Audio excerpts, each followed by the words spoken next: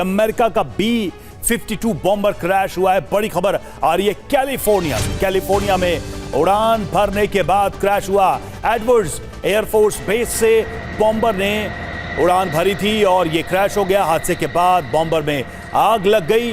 B-52 bomber हादसे में 8 लोगों की मौत हो गई है। B-52 बॉम्बर बहुत ही ताकतवर बॉम्बर है अमेरिकी एयरफोर्स का। ईरान के ऑपरेशन में भी इसका इस्तेमाल किया गया था। पहली बार जब ईरान के न्यूक्लियर ठिकानों पर हमला किया गया था तब B-52 को एंगेज किया गया था। वही B-52 बॉम्बर देखिए क्रैश हुआ है कैलिफोर्निया में। 8 लोगों की मौत हुई है।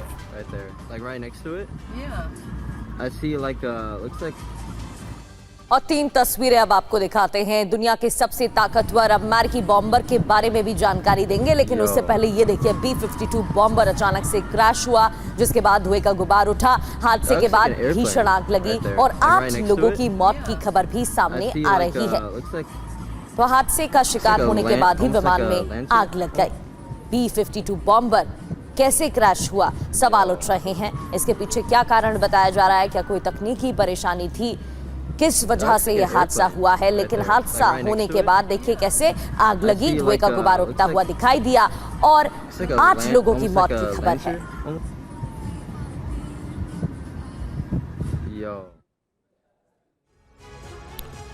और चलिए अब आपको बताते हैं दुनिया के सबसे ताकतवर अमेरिकी बॉम्बर के बारे में। जी हां, B-52 बॉम्बर और इसकी ताकत देखिए जरा।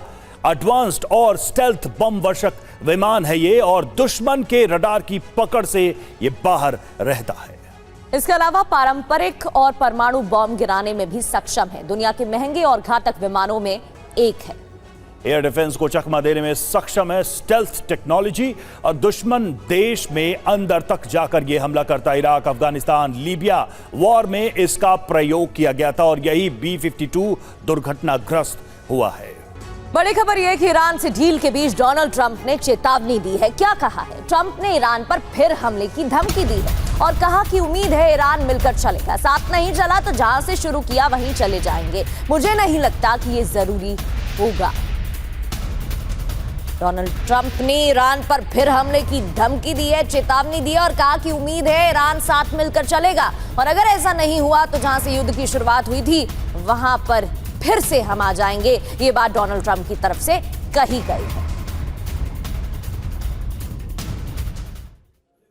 और अमेरिका ईरान डील के बीच बड़ा दावा सामने आया है। पश्चिम एशिया से सेना नहीं हटाएगा यूएस। एटमी डील होने तक जारी रहेगी तैनाती। यूएस अधिकारी के हवाले से एक्सियोस की यह खबर है।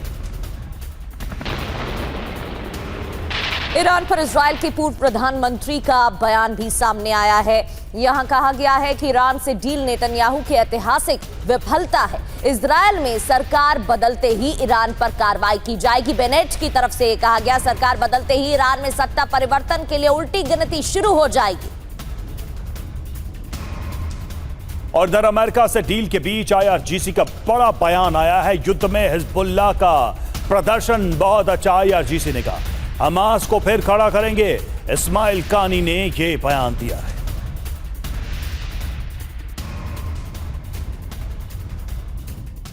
आगे बढ़ते हैं और अब आपको बताते हैं कि ईरान से डील के बीच धमकियों का दौर जारी है।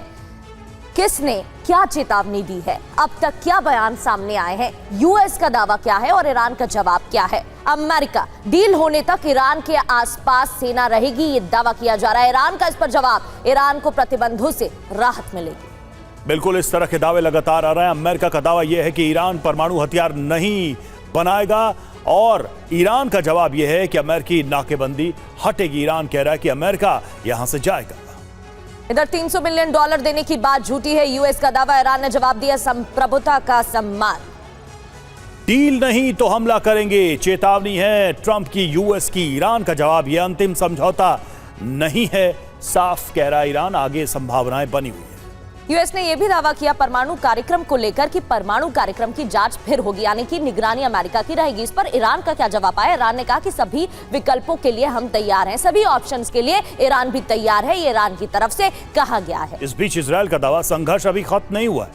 IRGC ने कहा कि हिजबुल्लाह का प्रदर्शन बहुत अच्छा रहा है इस जंग में। कब्जे वाली जमीन नहीं छोड़ेंगे, इजराइल का दावा। आईआरजीसी ने इस पर क्या कहा है? हमास को फिर खड़ा करेंगे। इजराइल की तरफ से दुनिया के लिए बुरा समझौता है बताया गया, तो आईआरजीसी ने कहा हमास को फिर खड़ा करेंगे। इजराइल कह रहा है कि ये डील अमेरिका ने किया है, हम इसका हिस्सा नहीं हैं। तो एक तरीके से इजराइल इस डील से खुश नहीं है, खुद को इस डील से अलग रख कर देख रहा है।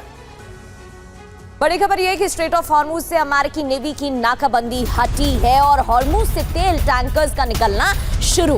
ईरानी तेल टैंकर, कार्गो जहाज वहां से गुजरे हैं। बड़ी खबर यह है कि स्ट्रेट ऑफ हॉर्मुज से टैंकर्स की आवाजाही शुरू, अमेरिकी नेवी की नाकाबंदी हटी है, तेल टैंकर्स का निकलना शुरू हुआ है।